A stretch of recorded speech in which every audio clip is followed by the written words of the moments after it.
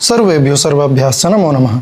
स्वागत है आप सभी को संस्कृत साधना पर, जहाँ पर संस्कृत CUET UG के लिए संस्कृत विषय का साधना चल रहा है और उसी क्रम में हम महामैराथन चला रहे थे प्रश्नोत्तरी का, जहाँ पर परीक्षा में आए हुए महत्वपूर्ण प्रश्नों को और उनके व्याख्या को देखा जा रहा था। ठीक है, जितने भी प्रश्न यहाँ लगे हुए हैं सभी के सभी परीक्षा में आए हुए हैं, तो इसीलिए यह कक्षा अतीव महत्वपूर्ण है। और पिछले 4 भागों को आपने देखा नहीं तो जाकर के चैनल में देखिए और अपने दोस्तों के साथ भी शेयर कीजिए, लिंक को ज़्यादा से ज़्यादा शेयर कीजिए ताकि कक्षा में जल्दी से जल्दी ला पाऊँ। ठीक है, चलिए तो सीधा प्रश्न के तरफ आगे बढ़ते हैं। हम लगभग 30 प्रश्नों को देखेंगे जो कि परीक्षा में आए हुए हैं और इसी प्रकार के प्रश्न आपको पूछे जाएंगे। ठीक है, तो सभी के सभी प्रश्नों को अच्छे प्रकार से ध्यान दीजिए।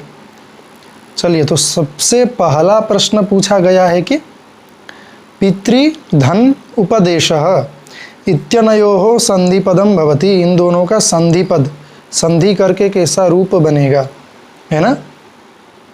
तो पितृपदेशः, पितृपदेशः, पितृपदेशः, पितोपदेशः कैसा रूप बनेगा। चलिए तो देखते हैं कि पी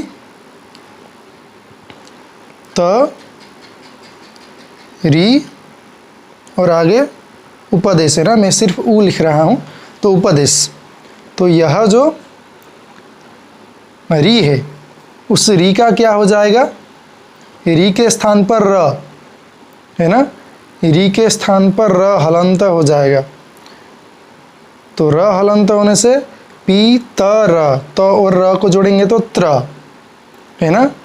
और देखिए याद कीजिए कि यहाँ पर हलंत है, अगर ऊ जोड़ेंगे तो क्या होगा, उकार यहाँ पर जोड़ने से उकार ऐसे लग जाएगा पी त र पित्र उपदेशः पितृपदेशः, यह रूप सिद्ध हो जाएगा। ठीक है, तो पितृपदेशः यह सही बन जाएगा। इसी प्रकार से आपको संधि पूछा जाएगा तो आप सब जाकर के चैनल में देखिए। विसर्ग संधि मैंने भली बात ही अच्छी प्रकार से पढ़ाया हुआ है, वहाँ से बाहर प्रश्न नहीं बनेगा, यह तो निश्चित है। तो जाकर के आप सब देख सकते हैं। चलिए तो शुरू करते हैं अगला प्रश्न। चलिए अगला प्रश्न क्या है, अशुद्धम वाक्यम अस्ति। तो इनमें से कौन सा वाक्य अशुद्ध है। अग्निना शीतम नश्यति, यह सह जलम इच्छत, सर्पः वायुं भक्षयति, मयूराः मार्गे नृत्यन्ति, है ना। मयूराः मार्गे नृत्यन्ति सठीक है, सर्पः वायुं भक्षयति सही है, यह सह जलम इच्छत बिल्कुल सही है, अग्निना शीतम नशति, है ना, अग्निना, है ना, अग्नि ना होने के कारण तृतीया विभक्ति है इसलिए यहाँ पर नश्यति ऐसा रूप बनेगा, है ना, नशति नहीं नश्यति होगा। ठीक है, यहाँ पर कर्मवाच्य का प्रयोग किया गया है ना। कर्तृवाच्य होने से नशति होता, लेकिन कर्मवाच्य है इसीलिए नश्यति होगा। तो यह जो है अशुद्ध वाक्य, इसीलिए सही ऑप्शन यही हो जाएगा। ठीक है, चलिए तो अगला प्रश्न क्या है कि रामष्टीकते।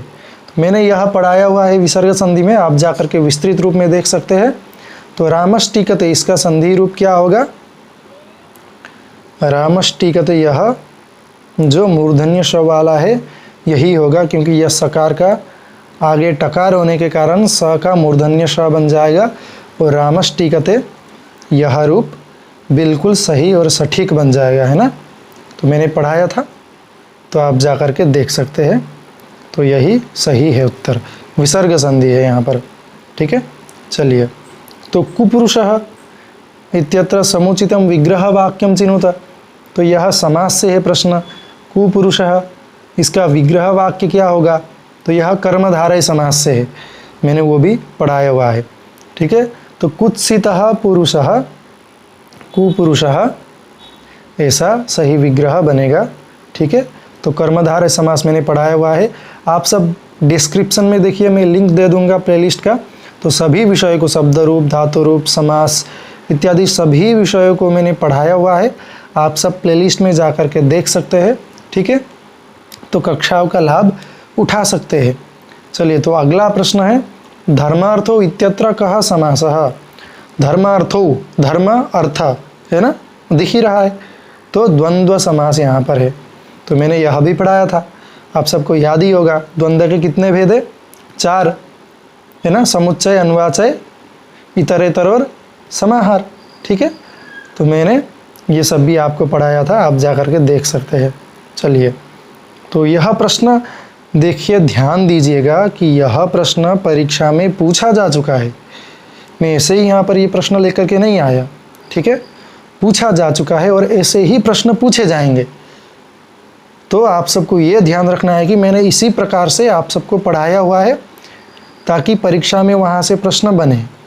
ठीक है, जिस तरह से प्रश्न बन रहे उसी तरह से पढ़ाया गया। तो आप सब थोड़ा सा ध्यान दीजिए और पढ़िए, जितने भी कक्षा यहाँ पर लगे हुए हैं। चलिए, तो अधोलिखितेषु एकशेष द्वंद्व समासस्य उदाहरणमस्ति। देखिए, अभी मैंने बताया एकशेष द्वंद्व, ठीक है ना, समाहार द्वंद्व या फिर एकशेष द्वंद्व। तो यहाँ पर पूछा गया एकशेष द्वंद्व, ठीक है, तो मैंने एकशेष द्वंद्व भी अच्छे प्रकार से पढ़ाया हुआ है। तो कौन सा है उदाहरण? पाणिपादम, गोधूमचणकम, इंद्राग्नि, श्वशुरौ। तो श्वशुर है ना, एक शब्द बन गया है ना, 2 मिल करके, इसीलिए श्वशुरौ, यह एकशेष समास है। ठीक है, चलिए, तो अगला प्रश्न देखते हैं। क्या है अगला प्रश्न? अधोलिखितेषु तत्पुरुष समासस्य उदाहरणं चिनुत। देखिए, भाषा को भी जानना चाहिए आप सबको। अधोलिखितेषु तत्पुरुष समासस्य उदाहरणं चिनुत, है ना। तो आसमुद्रम, होता पोतारो, भयापन्नः, चक्रपाणिः, यह तो बहुब्रीहि समास है। फिर यह आसमुद्रम अव्ययीभाव समास है। फिर होता पोतारो, यह द्वंद्व समास है ना। तो भयात आपन्नः, भयापन्नः पंचमी तत्पुरुष समास का यह उदाहरण है। तो अगली बार पूछा जा सकता है, भयापन्नः कस्य तत्पुरुष समासस्य उदाहरणमस्ति? तो पंचमी तत्पुरुष समासस्य, है ना। तो यह भी प्रश्न बन सकता है। तो इस प्रकार से प्रश्न बन रहे हैं, तो यह आप सबको ध्यान देना चाहिए, क्योंकि यह प्रश्न आया हुआ है, मैंने खुद से नहीं बनाया। ठीक है, चलिए, तो अगला प्रश्न देखेंगे कि प्रच्छ धातु हो त प्रत्यय किम रूपम। प्रच्छ धातु में अगर त प्रत्यय जोड़ेंगे तो कैसा रूप बनेगा? मैंने सभी प्रत्ययों को पढ़ाया हुआ है ना। कृत प्रत्यय, तद्धित प्रत्यय, स्त्री प्रत्यय, बस आप सबको देखने की देरी है। आप सब जा करके 10 मिनट में देख सकते हैं। मुझे वह कक्षा बनाने के लिए बहुत ज़्यादा समय लगता है। तो अपने दोस्तों के साथ शेयर करें, ज़्यादा से ज़्यादा शेयर करें, कमेंट भी कीजिए कैसा लगा क्लास, समझ में आया नहीं आया। ठीक है, तो चलिए इस प्रश्न को देखते हैं कि प्रच्छ धातु, पूछने वाला, प्रश्न करने के अर्थ में। तो त प्रत्यय जब होगा पृष्ठ, है ना, तबतु लगाने से पृष्ठवान बनता, लेकिन त लगाने से पृष्ठ ऐसा रूप बनेगा प्रच्छ धातु में त प्रत्यय करने से। ठीक है, चलिए, तो अगला प्रश्न क्या है? अधोलिखितेषु ठय प्रत्ययांतम पदम अस्ति। ठय प्रत्यय तद्धित प्रत्यय में एक है, यह भी मैंने पढ़ाया हुआ है। तो रसवान, यह मतु प्रत्यय है। फिर पठितवत, है ना, यह भी मतु प्रत्यय है। फिर मासिकम, मासिक में क्या है? ठय प्रत्यय लगा हुआ है। ठीक है, मास शब्द में ठय प्रत्यय लगने से इक बन जाता है ठय का, और पहला जो स्वर है म में अ है ना, उसका दीर्घ बन गया म, और मास था, ठय का इक बन गया मासिक। ठीक है, और नपुंसक में प्रयोग हुआ मासिकम, है ना। तो मैंने पढ़ाया हुआ है। कृता यहाँ पर क्री धातु और त प्रत्यय स्त्रीलिंग के विवक्षा में कृता रूप बना है। ठीक है, चलिए, तो ऐसे भी प्रश्न पूछे जा रहे हैं जहाँ पर आप सबको सभी प्रत्ययों को ध्यान देना चाहिए ताकि शुद्ध उत्तर आप सबको मिल पाए। ठीक है, चलिए, तो अगला प्रश्न क्या है कि अधोलिखितेषु मतु प्रत्ययांतम पदमस्ति। देखा, अभी अभी यहाँ पर रसवान प्रश्न है ना, मैंने बताया वहाँ पर मतुप प्रत्यय है, तो यहाँ पर पूछा गया मतुप प्रत्यय को, है ना। चलिए, तो धनिकः यह बिल्कुल नहीं है, तैलिकम बिल्कुल नहीं, द्रोणिकः बिल्कुल नहीं, तो दिख रहा है रूपवान, रसवान, रूपवान इत्यादि में मतुप प्रत्यय लगा हुआ है। ठीक है, चलिए, तो अगला प्रश्न देखेंगे। मतुप प्रत्यय को आप सब जा करके देखिए, ध्यान दीजिए उसमें थोड़ा। चलिए, तो अगला प्रश्न है कि उपपद विभक्ति से, है ना। चलिए, वो अनुयोगे का विभक्ति ही भवति, अनु के योग में क्या विभक्ति होगा? तो अनु के योग में द्वितीय विभक्ति होगा, जो कि उदाहरण है अनुहरिम सुराहा। अनु होने के कारण हरि शब्द में द्वितीय विभक्ति एकवचन का प्रयोग हुआ, इसीलिए अनुहरिम सुराहा। उदाहरण अगली बार पूछा जाएगा, अनुहरिम सुराहा यहाँ पर कौन सा विभक्ति है, कैसे हुआ है, क्या हुआ है, पूछा जा सकता है, तो वह भी आप सबको ध्यान देना है, जानना है। ठीक है ना। चलिए, तो अगला प्रश्न देखेंगे। धिक योगे का विभक्ति ही, तो धिक के योग में क्या विभक्ति होगा? तो धिक के योग में भी द्वितीय विभक्ति होगा। ठीक है, तो अभितः, परितः, सर्वतः, उभयतः, समयानिकषाः प्रतियोगेपि इत्यादि कई सारे शब्द लगने से वहाँ पर द्वितीय का प्रयोग होता है, जो कि मैंने पिछली कक्षाओं में पढ़ाया हुआ है आप सबको। आप सब जा कर के देखिए, मिल जाएगा आप सबको विश्लेषण, वहाँ पर अच्छे प्रकार से, अच्छे ढंग से मिल जाएगा। तो यह सब याद रखना है। ठीक है, चलिए, तो अगला प्रश्न क्या है? तो प्रकृति शब्दस्य विलोम पदम चिनुत। प्रकृति शब्द का विलोम पद क्या है ना। प्रकृति शब्द का विलोम पद है विकृति ही। ठीक है, तो यह ध्यान रखना है। मैंने पर्याय पद, विलोम पद सभी को अच्छे प्रकार से पढ़ाया हुआ है। लगभग 170 से ज़्यादा पर्याय पद और लगभग 200 से ज़्यादा विलोम पद संकलित करके आप सबके लिए कक्षा डाली हुई है। आप सब जा कर के देखिए, ध्यान दीजिए। अगर 1-2 बार आप सब रिवाइज़ करेंगे या 3 बार अगर वीडियो रिवाइज़ करके देख लेंगे, 3 बार देख लिया तो लगभग आप सबको वह याद रह जाएगा। परीक्षा में अगर पूछा जाएगा तो आप सबको ध्यान में रहेगा कि हाँ, इसका तो यह है ना। चलिए, तो आप सब जा कर के वह 2 कक्षाओं को ज़रूर देखिए। चलिए, तो अगला प्रश्न है मेधा शब्दस्य पर्याय शब्दः नास्ति। तो इनमें से मेधा शब्द का पर्याय शब्द कौन सा नहीं है ना। प्रश्न भी ध्यान देना चाहिए आप सबको। अस्ति होता तो अलग उत्तर होता, नास्ति है ना। ठीक है, तो मैंने पढ़ाया हुआ है आप सबको, तो आप सब जा कर के देखिए। बुद्धि मेधा, मनीषा मेधा, प्रज्ञा मेधा, तो भावना नहीं है ना। तो भावना सही उत्तर यहाँ पर हो जाएगा, जो कि पर्याय शब्द नहीं है मेधा का। ठीक है, तो अगला प्रश्न क्या है? फिर से पर्याय देखिए, कितना पूछा जा रहा है पर्याय और विलोम को। तो मैंने कक्षा बनाकर डाल दिया है, आप सब बस जाकर के देखिए आराम से। 10-15 मिनट का कक्षा है, ज़्यादा लंबा भी नहीं। आप सब 3-4 बार लगभग देखिए तो हो जाएगा आप सबके लिए, है ना। चलिए, तो अगला प्रश्न है पर्वत शब्दस्य पर्याय पदम किम। तो पर्वत शब्द का पर्याय पद, समानार्थक पद क्या है? तो अद्रिही, है ना। हिमाद्रिही शब्द प्रसिद्ध है। हिमाद्रि, बर्फ का पहाड़, बर्फ का पर्वत, है ना, हिमाद्रिही। तो अद्रि यानी पर्वत।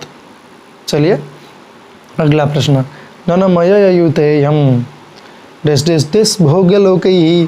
तो मैं अगर बता देता तो वहाँ पर छंद का नाम ही था, तो आप सबको मालूम ही चल जाता। तो थोड़ा सा दिमाग लगाइए, क्योंकि मैंने छंद को पढ़ाया हुआ है। चलिए, तो मैं ही बता देता हूँ। ननमययुतेयम मालिनी भोगिलोकैः।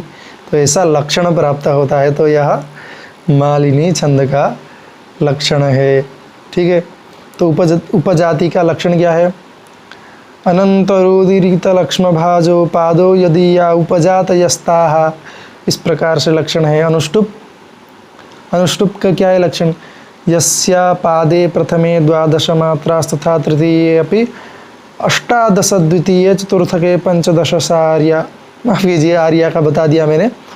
तो अनुष्टुप का है श्लोके षष्ठम गुरु ज्ञेयम सर्वत्र लघु पंचमम द्विचतुष्पादर ह्रस्वम सप्तमम दीर्घमन्यो, यह अनुष्टुप का है। मैंने अनुष्टुप अलग से पढ़ाया हुआ है, आप सब जाकर के प्लेलिस्ट में, छंद के प्लेलिस्ट में देखिए।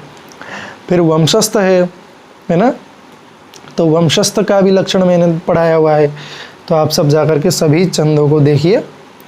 चलिए, जतो तु वंशस्थ मुदीरितम जरो, ऐसे है ना। हाँ, तो फिर से देखिए, इंद्र वज्रा छंद से फिर से पूछा गया। तो बार बार आप सबको इन्हीं विषय से प्रश्न पूछा जा रहा है। तो इंद्र वज्रा का क्या है? स्यादि इंद्र वज्रा यदितो जगौगः, स्यादि इंद्र वज्रा यदितो जगौगः, इस प्रकार से ना। तो उपेंद्र वज्रा जतजास्ततो गौ, यह उपेंद्र वज्रा है, वज्रा का है ना। तो उक्ता वसंत तिलका तभजा जगौगः, यह वसंत तिलका का है। फिर शालीन निक्ताम तो तको नवो भरो, ऐसा शालीन निक्ताम तो तगो गोब्दिलोक ही, माफ़ कीजिए वह इसका नहीं। तो ऐसे प्रकार से कई सारे छंद के लक्षण मैंने पढ़ाया हुआ है, ठीक है।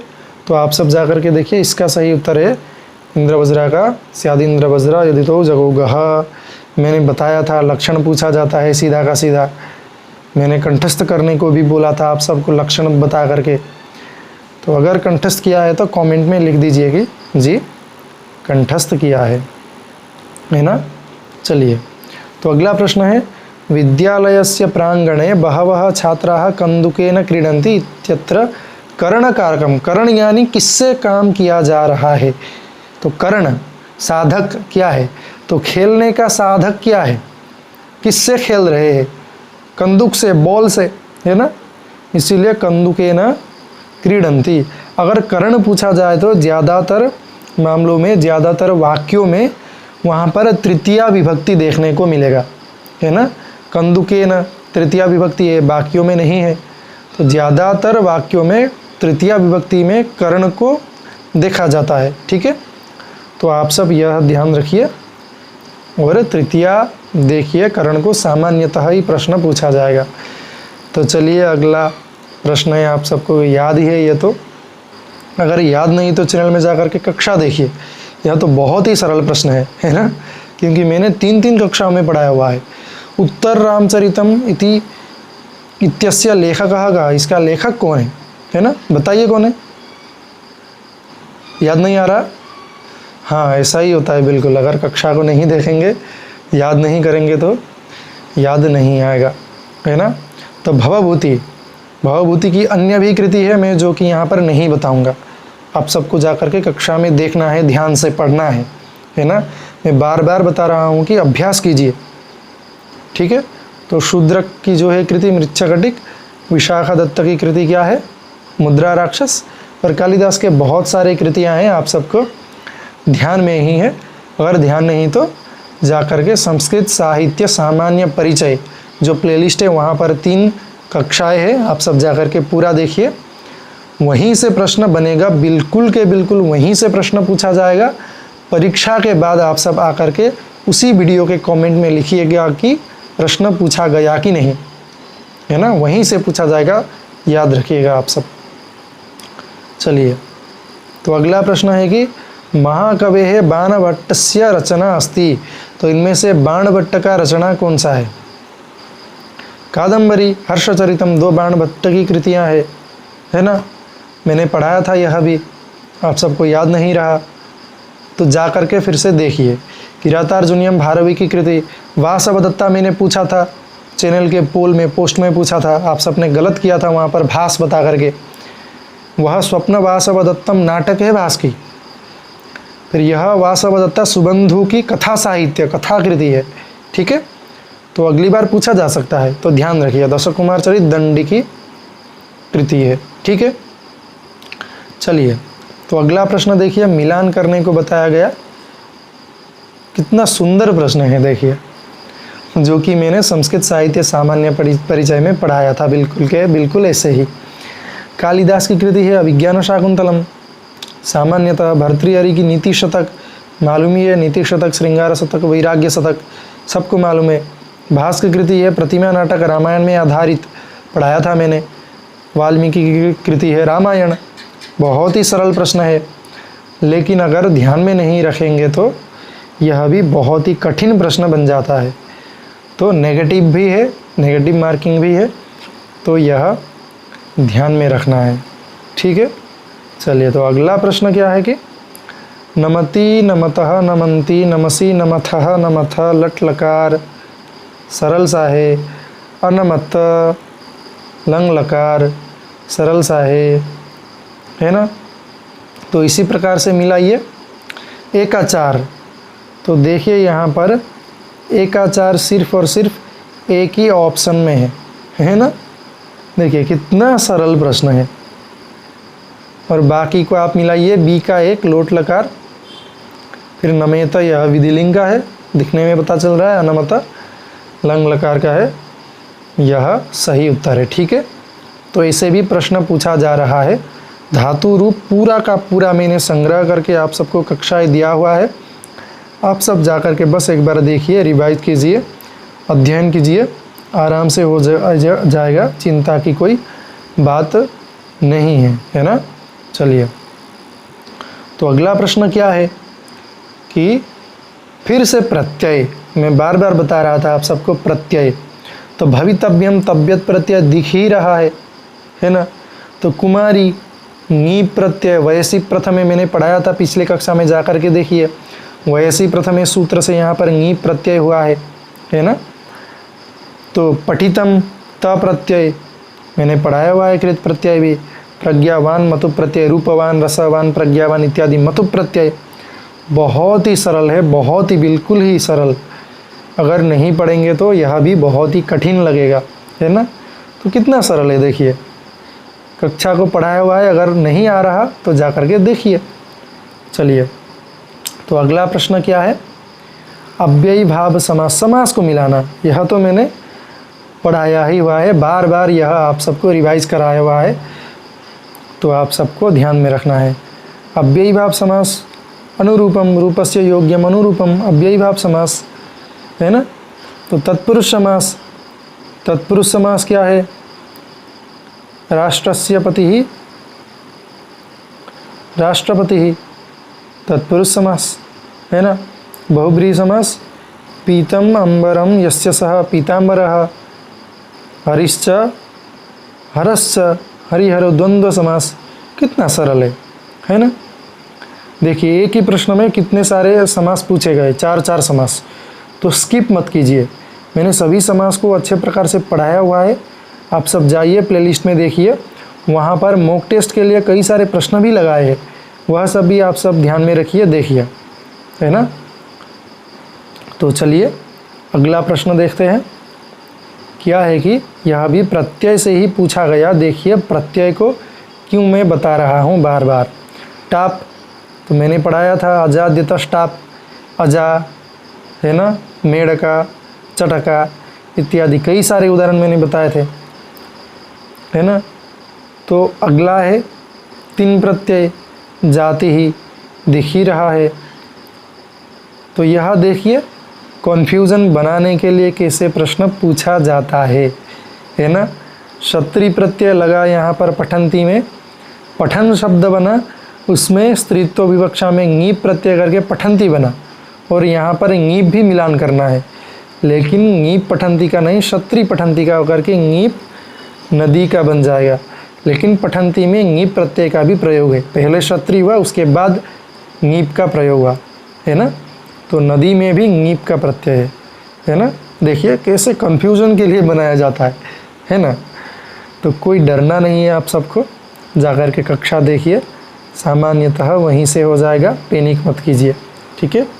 चलिए तो अगला प्रश्न क्या है, प्रत्युपकारः, है ना। प्रति उपकारः, यकार आएगा तो यण संधि होगा, बार बार बता रहा हूँ मैं, है ना। तो महौषधि, महाऔषधि वृद्धि हुआ है यहाँ पर, महौषधि। देवर्षि, यहाँ पर गुण हुआ है, देव ऋषि, देवर्षि गुण हुआ है, मैंने पढ़ाया हुआ था यह भी। गंगे अमु प्रकृति भाव जैसा था वैसा ही रह गया। कितना सरल सा प्रश्न है, ऐसे ही प्रश्न पूछे जाएंगे आप सबको, ठीक है। चलिए तो अगला प्रश्न क्या है, देखिए अतिनिद्रम, यह भी समास है। देखिए एक ही प्रश्न में कई सारे समास से प्रश्न पूछे गए हैं, बार बार समास से पूछा जा रहा है, इसीलिए मैं बता रहा हूँ कि आप सब थोड़ा सा ध्यान दीजिए।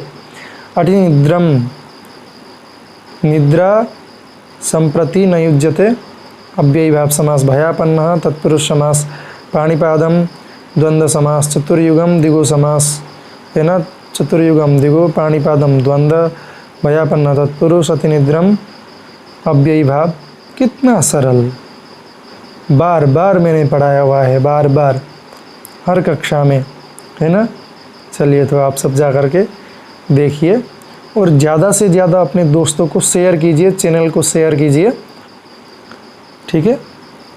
चलिए पचंती मैंने अभी अभी बताया, पठंती में कैसा था, तो यहाँ पर बिल्कुल ही पच धातु में पहले क्षत्रि प्रत्यय हुआ, है ना, पचन बना, फिर नी प्रत्यय हुआ, स्त्रीत्व विवक्षा में पचंती हुआ, है ना। तो देखिए बी और सी कहाँ पर ऑप्शन है, वही बिल्कुल सही सटीक बनेगा। तो यहाँ पर देखिए 3 में बी और सी है, तो क्षत्रि और नीप, है ना। ऐसे प्रश्न पूछे जाते हैं, बिल्कुल पूछा जाएगा, तो आप सब ध्यान में रखिए। चलिए तो अगला प्रश्न है, यह भी बिल्कुल सरल है, प्रत्यय से ही है कि भूतकालार्थ का प्रत्यय था। भूतकाल, अतीत काल के लिए कौन से प्रत्यय प्रयोग किए जाते हैं, मैंने जब पढ़ाया था तब बताया था। त प्रत्यय एक तो और एक तबतु, त तबतु निष्ठा, ऐसे सूत्र भी मिलता है। तो निष्ठा संज्ञको प्रत्ययोस्तः, यह भी पूछा जा सकता है, वह भी त तबतु ही होंगे, भूतकालार्थक प्रत्यय, ठीक है। तो अगर देखा नहीं तो अभी भी समय है, आप सब जाकर के देख सकते हैं। कृत प्रत्यय, प्रत्यय वाला प्लेलिस्ट, वहाँ पर कृत प्रत्यय, तद्धित प्रत्यय, स्त्री प्रत्यय तीनों को पढ़ाया गया है ना। चलिए तो यथार्थ है विद्यमानयोः अव्यययोः समासः कुत्र वर्तते। तो अव्ययी भाव समास में यथार्थ 4 प्रकार के थे, मैंने पढ़ाया था, पूछा भी था आप सबको क्या क्या है ना। योग्यता, विवक्षा, सादृश्य और पदार्थानतिवृत्ति, है ना। तो रूपस्य योग्यम अनुरूपम, यह तो योग्यता में आ गया। फिर वृक्षम वृक्षम प्रति, यह वीप्सा में आ गया। तो अनुरूपम और प्रतिवृक्षम, ये 2 ऑप्शन ए और सी, देखिए ऑप्शन में कहाँ पर है, ए और सी बिल्कुल यहाँ पर दिया गया है, ठीक है। तो यथार्थ ए और सी, अनुरूपम और प्रतिवृक्षम यथार्थ के उदाहरण है। तो यथार्थ क्या क्या है आप सबको पूछा जा सकता है, या फिर यथार्थ कितने प्रकार के हैं, है ना। तो यह भी पूछा जा सकता है। चलिए ध्यान में रखिए, समास को देखिए जा करके। चलिए तो दर्शन शब्दे कहा प्रत्यय, दर्शन में कौन सा प्रत्यय है, दर्शन के बारे में भी संस्कृत सीवीटी पीजी के लिए कक्षा अवेलेबल है। सामान्य परिचय वहाँ पर आप सब जा करके देख सकते हैं, वेद का भी सामान्य परिचय वहाँ पर है। दर्शन में ल्युट प्रत्यय लग करके दर्शनम शब्द बना है, ठीक है। तो अगला प्रश्न है दृश्यते अनेन इति दर्शनम, यह तो सामान्य ही बन गया। तो अगला है आस्तिक दर्शनेषु किम नास्ति, आस्तिक दर्शन में क्या नहीं है, 4 भाग दिख ही रहा है। 6 आस्तिक दर्शन और 3 नास्तिक दर्शन है, जिनमें 4 भाग मुख्य नास्तिक दर्शन है ना। नास्तिकस्य शिरोमणि, तो नास्तिक दर्शनेषु किम परिगण्यते, तो नास्तिक दर्शन में कौन सा है, बौद्ध दर्शन जो कि नास्तिक है, बाकी सब आस्तिक वैदिक दर्शन है ना। तो अंतिम प्रश्न है इस कक्षा की, है ना, आस्तिक दर्शनानि केषां प्रामाण्यम स्वीकुर्वन्ति। तो आस्तिक दर्शन किसका प्रमाण स्वीकार करते हैं, वेदों का, ठीक है। तो वेद को प्रमाण मानकर आस्तिक दर्शन काम करते हैं, ठीक है। चलिए तो यह कक्षा में यहीं पर समाप्त करता हूँ। तो आप सब अपने दोस्तों को शेयर कीजिए, ज़्यादा से ज़्यादा शेयर कीजिए, कमेंट कीजिए कक्षा कैसा लगा, समझ में आ रहा है नहीं आ रहा है ना। तो आप सब बताइए मुझे क्या समस्या है। तो यह कक्षा यहीं पर समाप्त करते हैं, मिलते हैं अगली कक्षा में।